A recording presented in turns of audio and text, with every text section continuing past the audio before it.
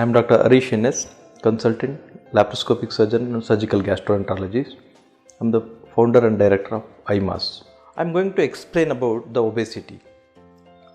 When we call a person is obese, we consider patient weight, height. We calculate body mass index. Based on the body mass index, we classify the patient is overweight, pre-obesity and obesity. If the patient has BMI less than 25, that is 18 to 25, that is called overweight. If the BMI of the patient is 25 to 30, it is called pre-obesity.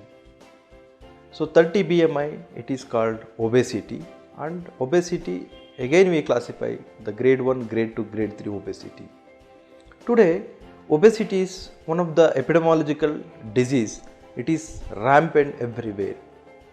So obesity is also called as syndrome X, that is, it includes diabetes, hypertension and dyslipidemia.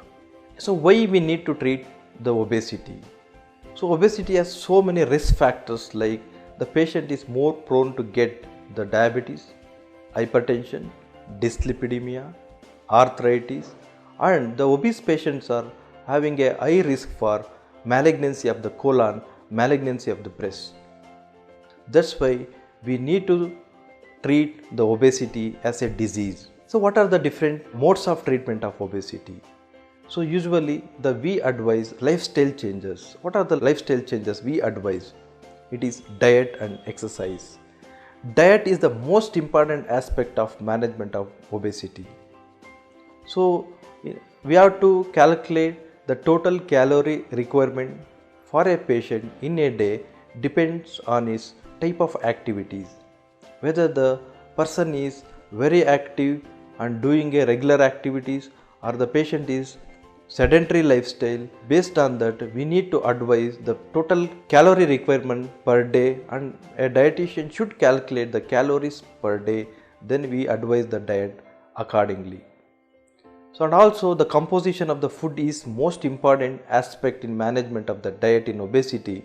So the 70% of energy should be supplied by a carbohydrate, 20% should be by protein, 10% by unsaturated energy. So that's why the comprehensive management of diet is very important in management of obesity.